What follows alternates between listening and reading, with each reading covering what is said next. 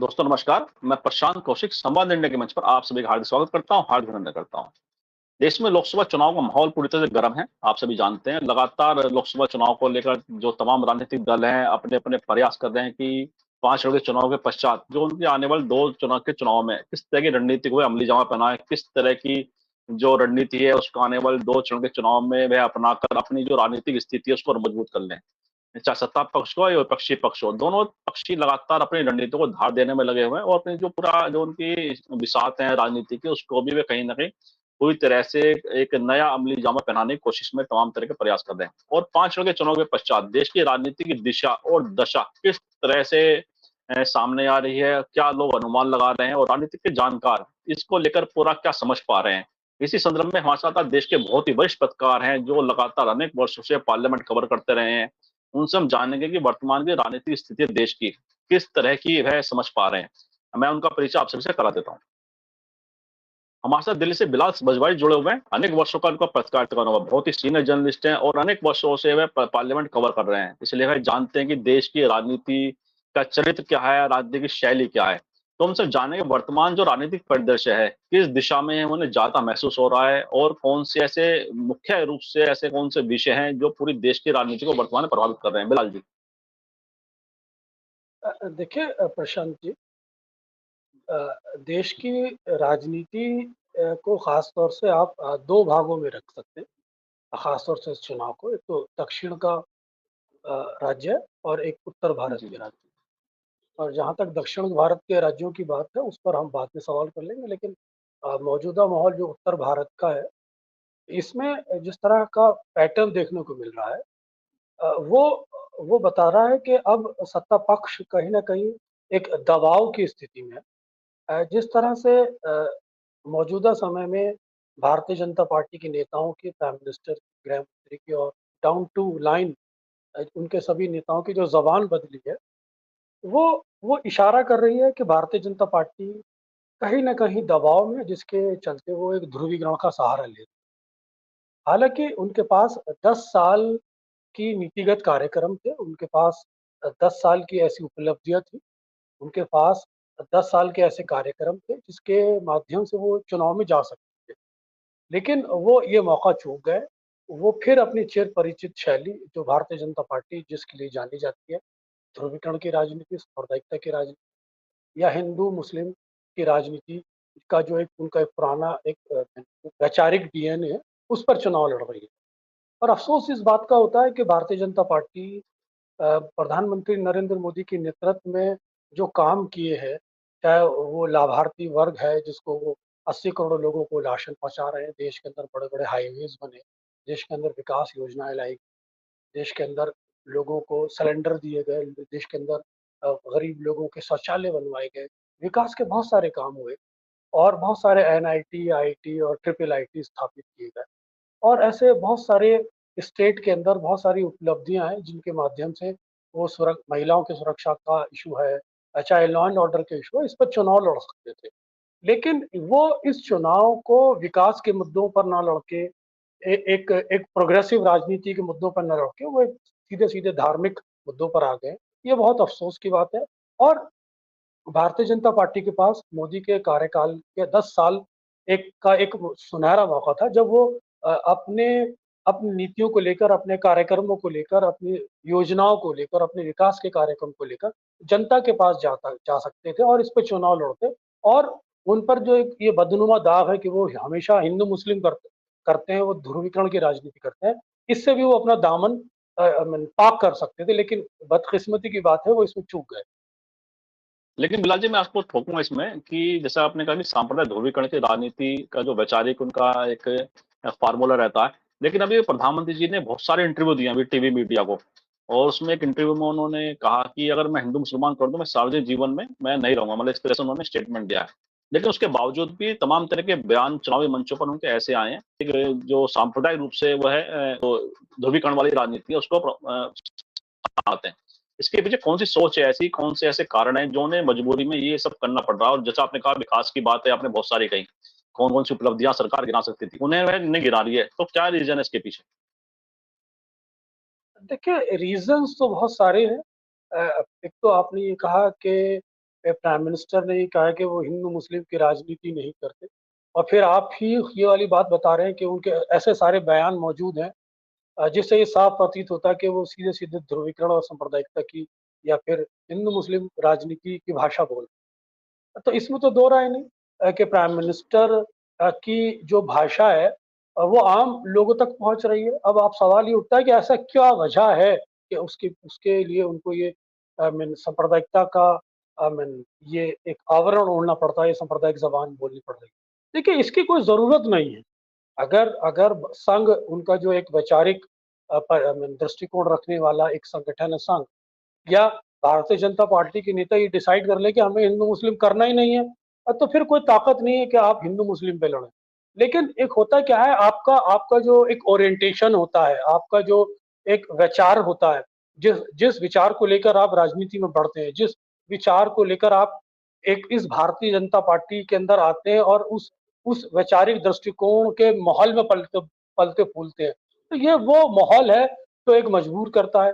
और दूसरी बात यह है कि जो प्रथम चरण के बाद जो परसेंटेज ऑफ वोट गिरा था, उससे एक मैसेजिंग भारतीय जनता पार्टी को कहीं न कहीं मिली थी, और ये मैसेजिंग कहीं न कहीं बूथ प्रबंधन के माध्यम से, बूथ मैनेजमेंट के माध्यम से पार्टियों को मिलती है कि उनका वोट प्रतिशत गिर रहा है, उनके बूथ पर वोट परसेंट गिर रहा है।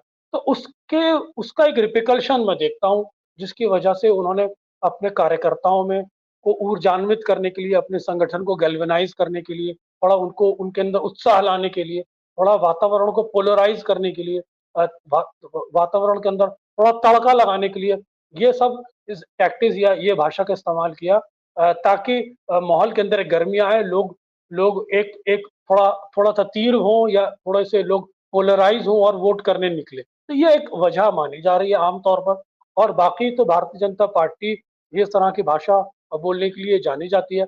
हालाँकि हालाँकि प्राइम मिनिस्टर के पास 10 साल के कार्यक्रम मौजूद थे, उनके पास इतनी बड़ी उपलब्धियाँ थी, मोदी ब्रांड मौजूद था, उनके पास वो शक्ति है, संगठन की शक्ति है, उनके उनके 10 साल के कार्यक्रम हैं, राजनीति में उनका पूरा नियंत्रण है। अगर वो चाहते तो नीतिगत और विकास के कार्यक्रम पे भी लड़ सकते थे, उस पे भी लोगों को गैल्वेनाइज़ कर सकते थे। संगठन को उस इश्यू पर भी कहते कि आप इन इन मुद्दों पर आप जाएँ, लेकिन बदकिस्मती की बात है कि भारतीय जनता पार्टी में फिर बार-बार कह रहा हूँ कि अपने ऊपर जो उनके एक दाग लगा रहता है, खासतौर से राजनीति में विपक्ष के जो लोग उन पर ये इल्ज़ाम लगाते हैं कि आप हिंदू-मुस्लिम की राजनीति करते हैं, वो इस बार ये मौका था 10 साल के बाद, तो वो इसे छुड़ा सकते थे, लेकिन वो इसमें कामयाब नहीं होते दिख रहे।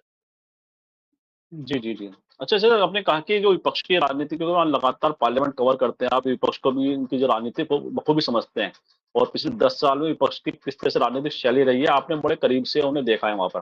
तो इस बार के चुनाव में क्या विपक्षी राजनीति क्या बड़ी भूमिका निभाने जा रही है, जो कि प्रधानमंत्री जो मुद्दे जो जैसे राहुल गांधी कहते हैं कि जो चाहेंगे मैं प्रधानमंत्री से बुलवा दूँगा वो। क्या इस बार जो पिच तैयार किया है विपक्ष की राजनीति के द्वारा तैयार हो गया, जो प्रधानमंत्री जी को खेलने में मजबूर होना पड़ा उसी पिच पर?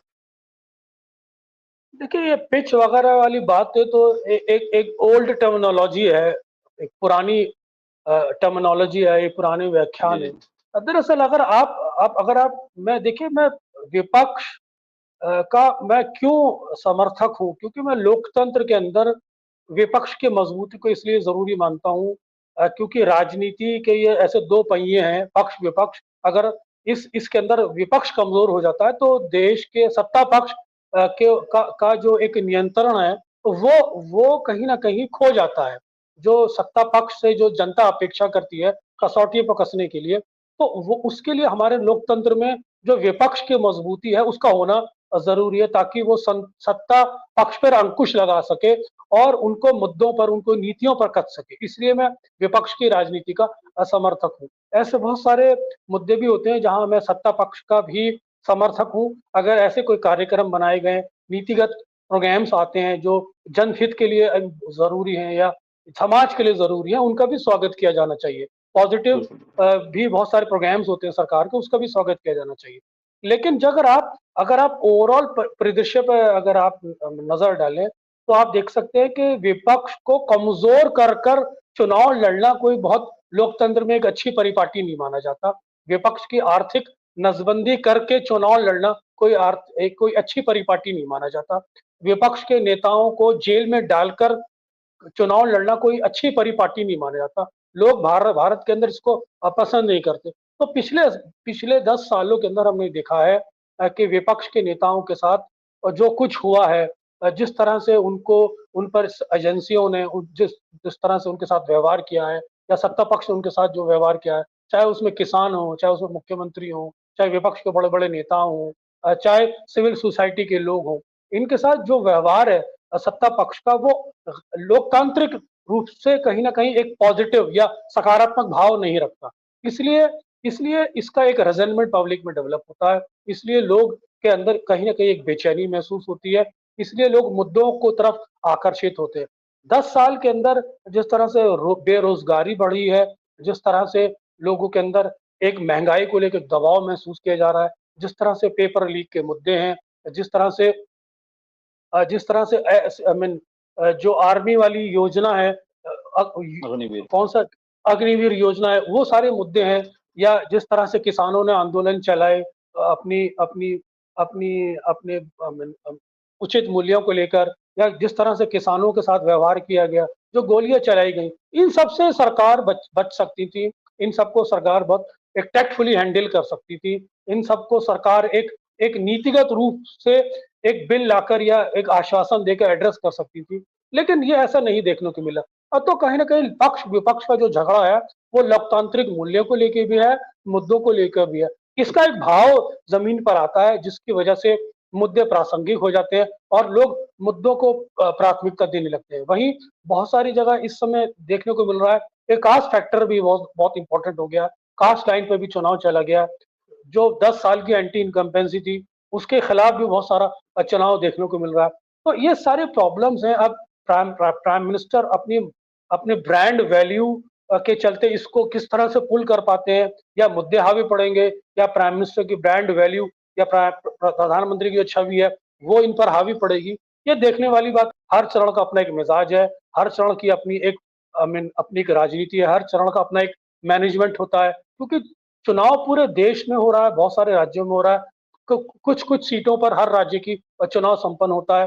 तो कुल मिलाकर आप ये कह सकते हैं कि, लेकिन ये जो ध्रुवीकरण का जो जबान बोली गई है, बहुत सारे सभ्य समाज के लोग इसको पसंद भी नहीं कर रहे हैं, लेकिन जो कुछ लोग ऐसे भी हैं जो इससे प्रभावित भी होते हैं और वो इस पर वोट भी करते हैं। लेकिन कुल मिलाकर नीतिगत कार्यक्रमों पर, विकास के मुद्दों पर, जो जन सरोकार से जुड़े मुद्दों पर ही चुनाव होना चाहिए और होता आया है देश के अंदर, वही लोकतंत्र के लिए अच्छी बात। बिल्कुल, बिल्कुल। लोकतंत्र के लिए वही अच्छी बात है, जैसा आपने बिल्कुल ठीक कहा कि जो जनहित के मुद्दे हैं, जन सरोकार के मुद्दे हैं, अगर मुख्य धारा की राजनीति में रहें, तो ज़्यादा लोगों का भला भी हो सकता है और राजनीति भी कहीं न कहीं लोगों से जुड़ी महसूस भी हो सकती है। अच्छा, इस बार ऐसे कौन से कारण होंगे, जैसे आपने बहुत सारे मुद्दे बताए कि महँगाई है, बेरोज़गारी है, किसानों की आपने बात की।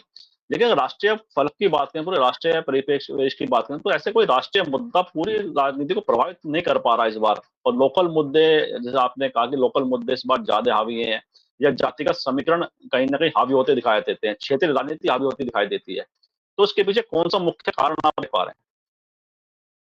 देखिए, एक चीज़ होती है कि आई मीन 10 साल का एक बहुत बड़ा वक़्त होता है लोकतंत्र में, किसी भी पार्टी के पास, कि वो सत्ता में रहती है। और जो जिस तरह से वादे करते हैं लोग, जिस तरह से लोग लोग एक एक सपने दिखाते हैं, तो जनता उन सपनों में विश्वास करने लगती है और उन उन सपनों को एक भावनात्मक रूप से अपने भविष्य से जोड़ के देखने लगती है। लेकिन जब वो पाती है कि 10 साल के बाद उनके जीवन में कोई परिवर्तन नहीं आया, फिर वो उन सपनों को जो सजे हुए होते हैं, उनकी जब पूर्ति नहीं होती, उनके जीवन में कोई इस तरह का परिवर्तन नहीं आता, तो वो फिर अब एक उनके अंदर एक हताशा सी आ जाती है।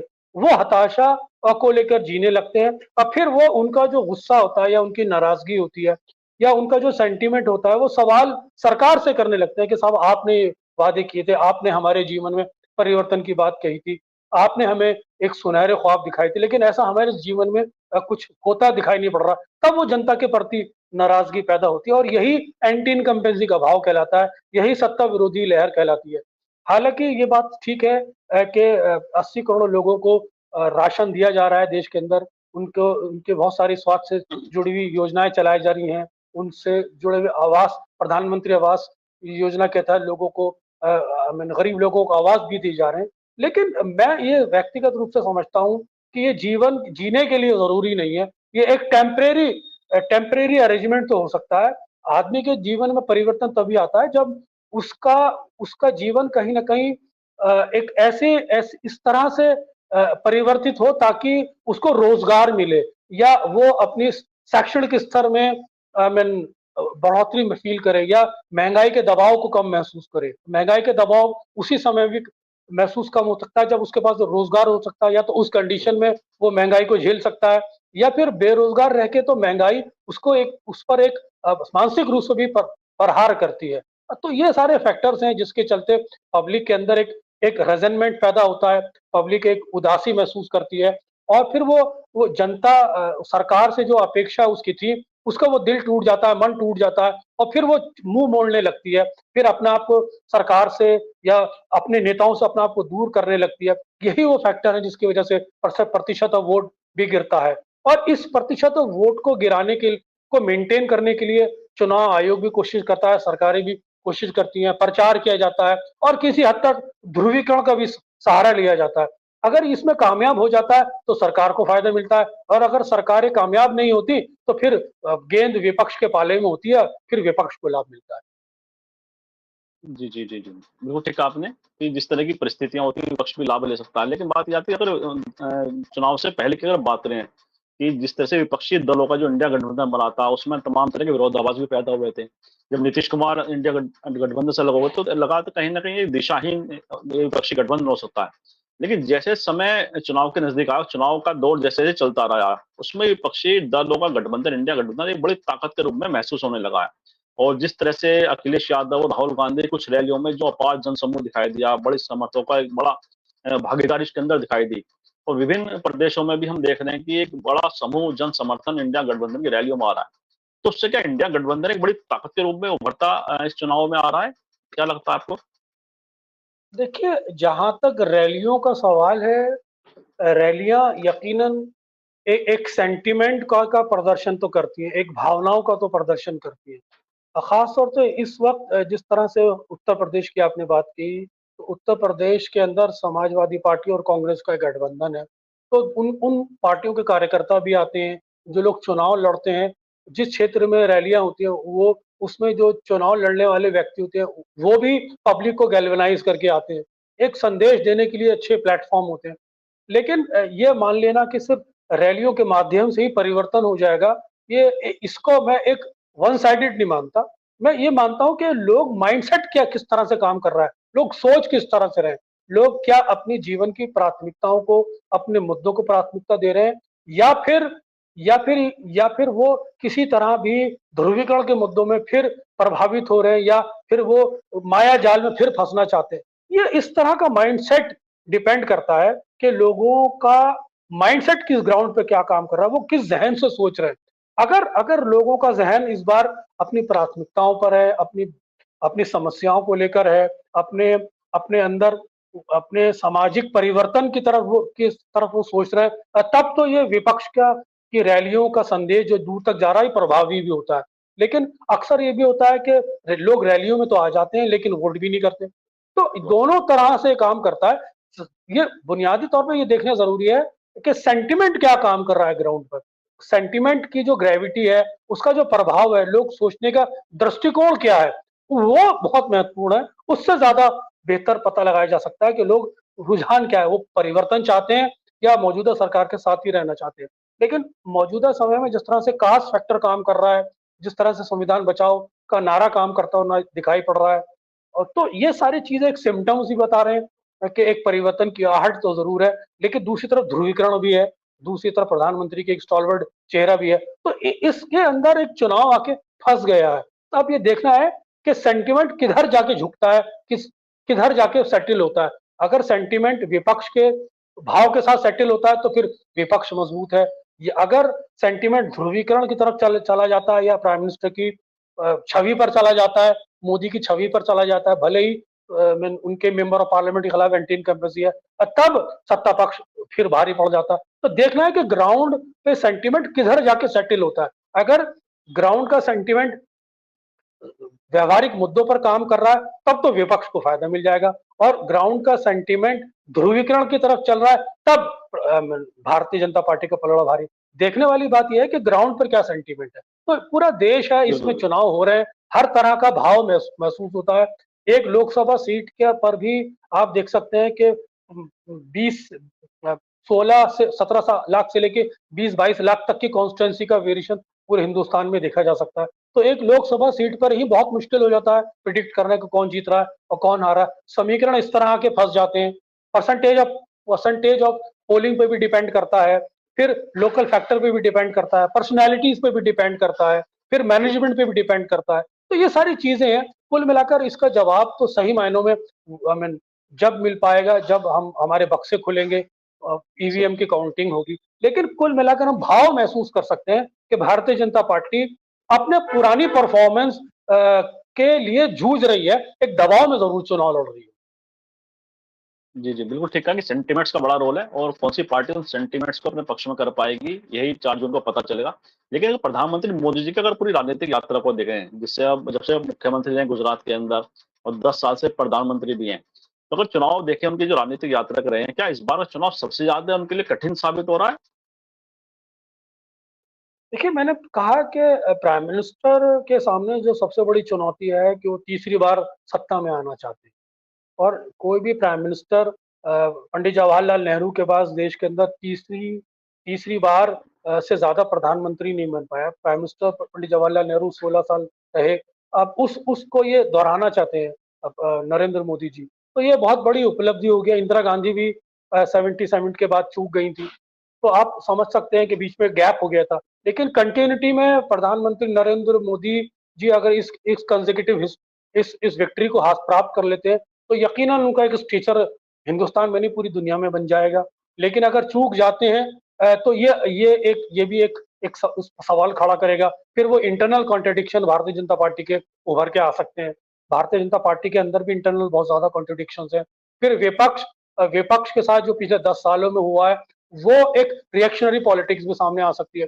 हाल ही ये तो भविष्य के गर्भ में छुपा है। लेकिन कुल मिलाकर भारतीय जनता पार्टी के लिए ये बहुत बड़ी चुनौती है कि वो 2019 के परफॉर्मेंस को किस तरह से दोबारा हासिल कर पाती है या अपने परफॉर्मेंस को मेंटेन कर पाती है। कुल मिलाकर अगर आप पूरे राष्ट्रीय स्तर पे बात करें, तो यही उनके लिए बहुत बड़ा चैलेंज है। लेकिन इस बार जिस तरह से सेंटीमेंट है, कोई लहर तो है नहीं 2019 की तरह जो आप ये कह सकते हैं कि इतनी सीटें आ जाएंगी। तो और ध्रुवीकरण का मुद्दा भी इतना ज्यादा प्रभावी होता नजर नहीं आ रहा, क्योंकि एंटी इनकम्बेंसी जो मेंबर ऑफ पार्लियामेंट के खिलाफ है, फिर जातीय समीकरण जो है, और फिर नए नए नारे जो उभर के आए हैं, जिसमें पेपर लीक का मसला है, जिसमें संविधान बचाओ का नारा भी है, जिसमें अग्निवीर योजना भी है, बेरोजगारी भी है, फिर महंगाई भी है, और फिर जनता के अंदर एक उबासी भी है। तो ये सारे फैक्टर्स भी काम कर रहे हैं। एक तरफ प्राइम मिनिस्टर की ब्रांड वैल्यू भी है, लेकिन वो ब्रांड वैल्यू उस लेवल पर फिलहाल नजर नहीं आती कि वो अपने 2019 के परफॉर्मेंस को दोहरा पाएंगे।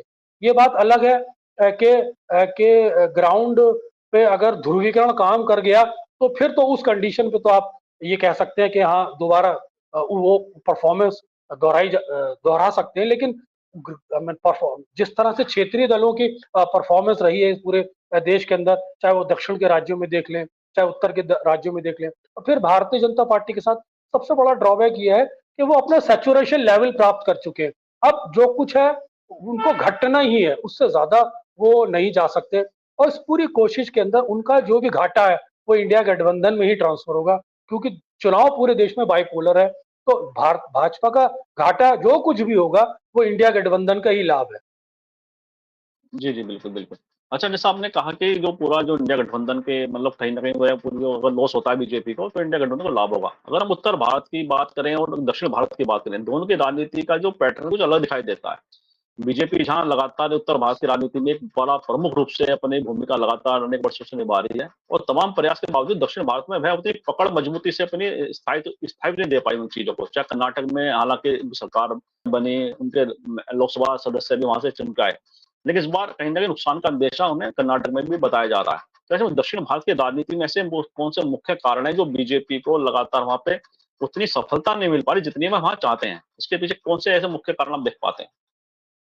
देखिए, दक्षिण भारत की राजनीति और उत्तर भारत की राजनीति में जो बुनियादी जो एक पहलू है या उसके जो उसका जो एक बुनियादी चरित्र है, उसको समझने की ज़रूरत है। देखिए, दक्षिण भारत की राजनीति एक ख़ास तौर से एक एक एक कहिए द्रविडियन पॉलिटिक्स से जुड़ी हुई है, जिसमें पेरियार की भूमिका बहुत महत्वपूर्ण होती है। और द्रविडियन पॉलिटिक्स के अंदर वो कहीं न कहीं हिंदू अपर कास्ट जो ब्राह्मणवादी व्यवस्था है या वर्ण व्यवस्था है, उसके विरोधी रहे। क्योंकि वो उन्होंने उसका उन्होंने उस वर्ण व्यवस्था के खिलाफ बहुत बड़ा संघर्ष किया है पेरियार ने।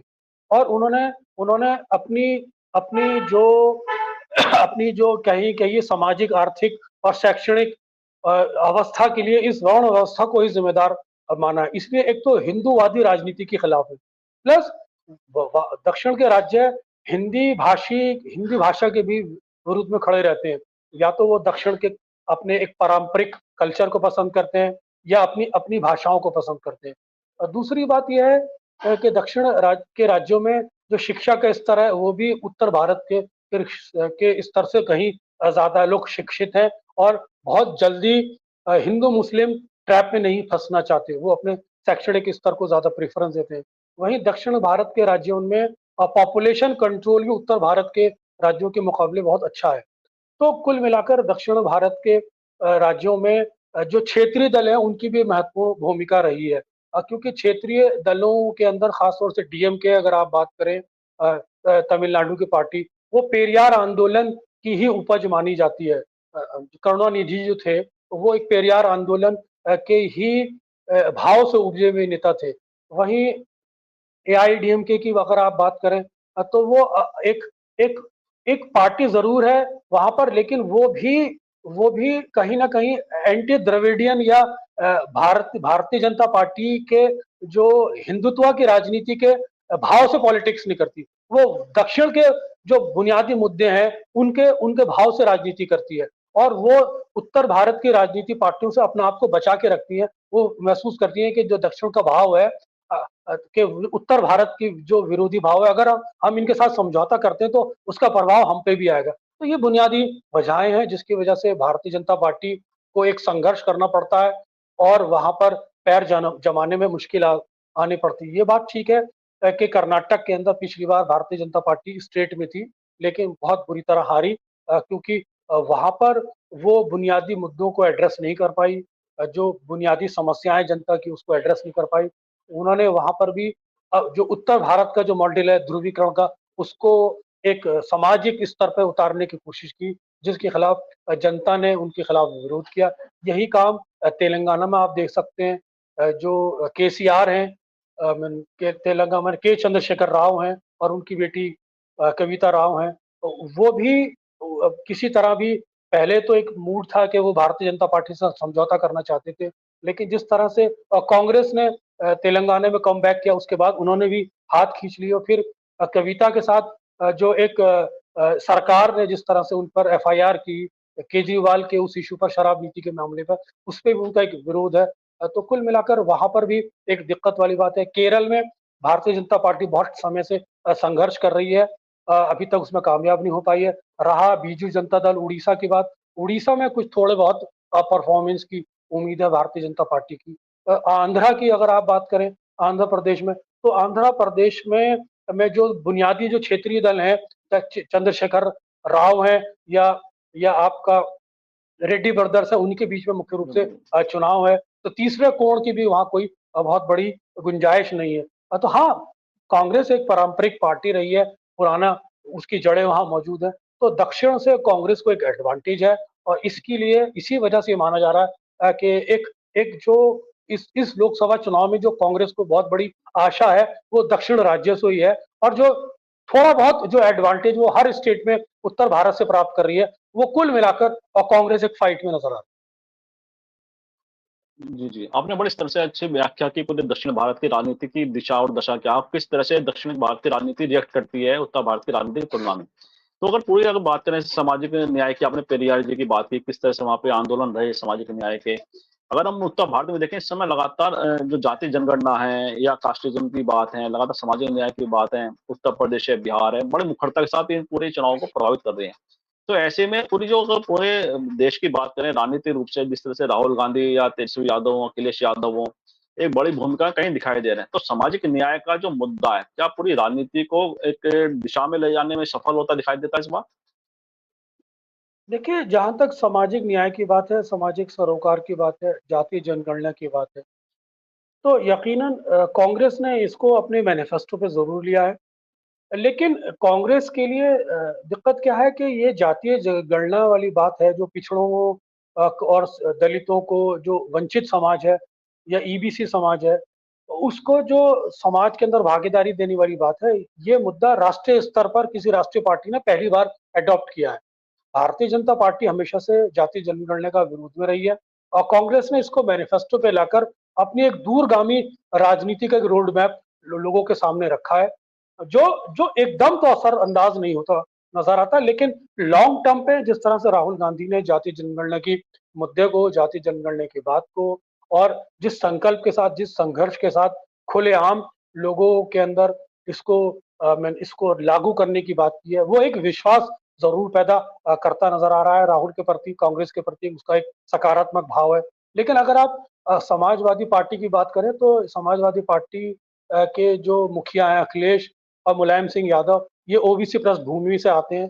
तो जब ये जातीय जनगणना की बात करते हैं, दलित मुद्दों की बात करते हैं, ओबीसी समाज की बात करते हैं, तो इनका ज्यादा प्रभाव नजर आता है क्योंकि ये उसी उसी व्यवस्था से आते हैं, उसी समाज से आते हैं। तो राहुल को थोड़ा सा इसमें समय लग सकता है इस मैसेज को धरातल पर उतारने में। हाँ, ये बात जरूर है कि जहां पर उत्तर भारत के अंदर जहां भारतीय जनता पार्टी और कांग्रेस का सीधा सीधा मुकाबला है, वहां कांग्रेस के लिए ये लॉन्ग टर्म में मुद्दे जातीय जनगणना के, सामाजिक सरोकार के या वंचित समाज को, पिछड़े समाज को, शेड्यूल कास्ट, शेड्यूल ट्राइब्स को जो उनके अधिकार हैं राजनीति में, शैक्षणिक स्तर पर आरक्षण में, उसका जो लाभ इसके माध्यम से मिलना है, वो लॉन्ग टर्म में कांग्रेस को खासतौर से उन राज्यों में फायदा पहुंचा सकता है जहां कांग्रेस और भारतीय जनता पार्टी की सीधी लड़ाई है। क्योंकि जब आप जातीय जनगणना की बात करते हैं तो उस समाज की बात करते हैं जिसकी संख्या 85% हो जाती है। तो फिर इस 85% का जो भी प्रतिनिधित्व करेगा, उनके मुद्दों को जो भी उठाएगा, वो हमेशा से फायदे में ही रहेगा। जी, जी, जी। बिल्कुल ठीक कहा आपने, जो मुद्दे उठाएगा वो फ़ायदेमंद रहेगा। कार्यक्रम के अंत में आते हैं और उत्तर प्रदेश की बात करें, बसपा की बात करें कि बिना कोई बात पूरी नहीं होती है। आप उत्तर प्रदेश की राजनीति को बखूबी जानते हैं और मायावती की जो राजनीति पिछले अनेक वर्षों की रही है और वर्तमान में जिस दौर में पहुँच चुकी है, ऐसे में बसपा की जो राजनीतिक स्थिति है, उसको किस तरह से आप आकलन कर पा रहे हैं? क्या बसपा का जो वोटर है, कहा जा रहा है कि इस बार वह शिफ्ट कहीं न कहीं बसपा की जो उदासीनता रही है, मायावती की जो रणनीति रही है, उससे वह उदासीन हुआ है और कहीं न कहीं छिटक रहा है बसपा का बचा हुआ वोटर भी। और समाजवादी पार्टी या इंडिया गठबंधन के पक्ष में कुछ लोग का कहना है कि जा रहा है इस बार। तो आपको भी क्या कुछ ऐसा लगता है, कुछ ऐसे समीकरण बन रहे हैं क्या? अच्छा, देखिए, मैं तो दिल्ली में बैठा हूँ, मैं ये सवाल आपसे ही करता हूँ। आपका क्या असेसमेंट है? आप तो क्षेत्र में घूमते हैं। आप बताइए कि दलित कहाँ शिफ्ट कर रहा है और क्या महसूस होता है? उसके अकॉर्डिंग मैं फिर जवाब देता हूँ। जी, जी, जी। आपका क्या मतलब जो एक एनालिसिस है लगातार इसमें? जी, जी। इसमें यही कहा जा रहा है लगातार कई लोगों के द्वारा कि इस बार बसपा का जो वोटर है, वह बसपा से कहीं न कहीं विमुख हुआ है और उसने इंडिया नहीं, गठबंधन मैं को ये नहीं पूछ प्राथमिकता रहा दी है। कि कहा क्या जा रहा है। मैं ये नहीं कह रहा कि क्या कहा जा रहा है। मैं आपका ऑब्जर्वेशन जी, जानना जी। चाहता हूँ। नहीं, मुझे भी ऐसा आप लगता है बताइए कि अपना। कहीं न कहीं वह उससे हाँ, मुझे भी ऐसा लगता है कहीं न कहीं विमुख हुआ है। जैसे कि हम अगर मेरठ लोकसभा क्षेत्र की बात करें, यहाँ पर क्योंकि वैसे तो जाटो समाज से जो थी लोकसभा प्रत्याशी इंडिया गठबंधन की थी और कहीं न कहीं उन्होंने बड़ा स्तर पर प्रभावित किया पूरे समुदाय को। और ऐसा कुछ जो लगातार बसपा से कमिटेड वोट रहा है, विभिन्न क्षेत्रों में हमने देखा है कि वह इस बार उनसे अलग होकर इंडिया गठबंधन के पक्ष में गया। उसमें जैसे आरक्षण वाली बात है, आरक्षण का जाति जनगणना मुद्दा, ये लोगों में कहीं न कहीं एक अपील कर रहा है, जो उससे इन चीज़ों को अपने को जोड़कर देखते हैं। आरक्षण वाली बात है, संविधान वाली बात है और जाति जनगणना की बात है। तो जो एक वर्ग है, जो समुदाय इन चीज़ों से अपने को जोड़कर देखता है, वह इस चिंता में और जो भाजपा के कुछ सांसदों के बयान जिस तरह से सामने आए हैं कि 400 हमें क्यों चाहिए, कुछ उनके वीडियो ऐसे आए हैं स्पीच जिसमें संविधान की उन्होंने बात की है। तो ये कुछ ऐसे मुद्दे सामने आए निकल के जिससे कि जो बसपा का समर्थक वर्ग था वह वहाँ पे कुछ न कुछ में भाजन हुआ है और वो इंडिया गठबंधन के पक्ष में जाता हुआ दिखाई दिया है। तो मतलब ऐसा मुझे भी ठीक है। लगता है कहीं न कहीं। अगर आपको आपका ये एनालिसिस है, तो अब मैं इस आधार पे अपनी बात कह सकता हूँ कि मेरे पास भी एक इनपुट जी, है, जी। मैं जिस दिशा में सोच रहा था मैंने उसको क्रॉस चेक भी कर लिया। देखिए जी, जी, जी। दलित वोट की 2 कैटेगरीज़ है। एक तो जाटव वर्ग है और एक गैर जाटव वर्ग है। तो इसको 2 भागों में रख सकते हैं। देखिए पश्चिम उत्तर प्रदेश में जिस तरह से चंद्रशेखर ने गैर जाटव वर्ग के युवाओं पर अपनी एक पकड़ बनाई है, एक तो वो माइंड में रखिए, वो बहुत महत्वपूर्ण है। नगीना से चुनाव बिल्कुल, लड़ रहे हैं, वो ट्रायंगुलर सीट बन चुकी है, फाइट है वहाँ पे। उनका भी स्टेक दांव पे लगा है। अगर वो जीत जाते हैं और तो गैर जाटव वोटों पर तो उनका एक अधिकार होगा ही होगा, क्योंकि वो आकाश आनंद को हरा के जीतेंगे, अगर वो जीतते हैं। तो उनका उनका उनकी पर्सनैलिटी खास तौर से पूरे देश के अंदर एक मैसेज जाएगा कि मायावती के जो उत्तराधिकारी थे, उसको हराकर उन्होंने चुनाव जीता है। तो पूरे देश के अंदर मैसेज जाएगा कि अब दलित वोटों पर, पिछड़े गैर जाटव वोटों पर और दलित वोटों पर चंद्रशेखर रावण का एक आधिकारिक क्या बन गया, हक बन गया। एक मैसेज ये जाएगा पहला। दूसरा सही मैसेज बात। ये जाएगा कि साहब उन्होंने जो मायावती के उत्तराधिकारी, जो मायावती ने जो डिक्लेयर किया था, उसका जो नैसर्गिक अधिकारी है, जो जमीन पे संघर्ष कर रहा है, जो समाज में इन मुद्दों के लिए लड़ रहा है, दलित वर्ग के लिए लड़ रहा है, उसका सही हकदार चंद्रशेखर रावण है। एक मैसेज ये भी जाएगा। और तीसरा मैसेज ये होगा कि मायावती के लिए भविष्य में एक परेशानी पैदा कर देंगे चंद्रशेखर रावण। अब आप वाले मुद्दे पर आते हैं। तो दो दो तरीके के इसमें आई मीन देखे जा सकते हैं फैक्टर्स। एक तो जो जाटव वर्ग है, तो वो बहुत हद तक मीन इंडिया गठबंधन के पास नहीं जा रहा। जो गैर जाटव है वो इंडिया गठबंधन के साथ किसी हद तक जा रहा है, क्योंकि संविधान बचाओ का नारा एक भावनात्मक नारा है जो हर दलित समाज को प्रभावित करता है। उसमें से अगर आप सिर्फ जाटव वर्ग की भी बात करें, तो उसका मैं टोटल मान लीजिए जो भी पश्चिम उत्तर प्रदेश में या पूरे उत्तर प्रदेश में जितना भी मान लीजिए वो 100% या उसको एक फिगर के रूप में मान लेते हैं, तो उसका मैं मानता हूँ 20 से 30% के बीच में शिफ्ट मानता हूँ। और 75% में अभी भी जाटव को बसपा के साथ मानता हूँ। तो 25% या 30% शिफ्ट मानता हूँ उसमें से मैं। अगर ये शिफ्ट हो जाता है आपके अकॉर्डिंग, और मेरा भी एनालिसिस, मेरा भी भाव कहता है, और ये शिफ्ट पीडीए के फार्मूले के साथ, पिछड़ा दलित अल्पसंख्यक, पिछड़ा दलित अगड़ा, पिछड़ा दलित आदिवासी, इस फार्मूले के साथ अगर शिफ्ट हो जाता है, तो उत्तर प्रदेश की तकदीर सिर्फ उत्तर प्रदेश नहीं पूरे देश की राजनीति बदल। जी, बिल्कुल, बिल्कुल, बिल्कुल ठीक कहा आपने कि अगर इसी इतना शिफ्ट हो जाता है तो उससे राजनीतिक जो पूरी परिस्थितियाँ हैं उसमें काफ़ी बड़ा आमूलचूल परिवर्तन आ सकता है। और इन्हीं शब्दों के साथ आज चर्चा को विराम भी देते हैं और आपने जिस तरह से पूरी राजनीतिक परिदृश्य का आकलन किया है, विश्लेषण किया है, मुझे विश्वास है हमारे माध्यम से चर्चा ज़रूर पसंद आएगी। क्योंकि आपका हमेशा जो विश्लेषण है सारगर्भित और आंकड़ों सहित तथ्यात्मक रूप से रहता है। और आपने हमारे दर्शकों के लिए अपना समय निकाला क्योंकि आपका लगातार शेड्यूल बड़ा व्यस्त रहता है। और मैं आपका बहुत-बहुत धन्यवाद व्यक्त करता हूँ कि आपने हमारे दर्शकों के लिए अपना बहुत हमें समय दिया। बहुत-बहुत धन्यवाद। और मैं आपसे बस भी आग्रह करता हूँ इस वीडियो को लाइक करें, शेयर करें, कमेंट करें। साथ ही संवाद इंडिया चैनल को सब्सक्राइब के साथ बेल आइकन जरूर दबाएं जिससे संवाद इंडिया के अपडेट आपको समय से मिलते रहे। आप सभी का बहुत-बहुत धन्यवाद, बहुत-बहुत अभिवादन।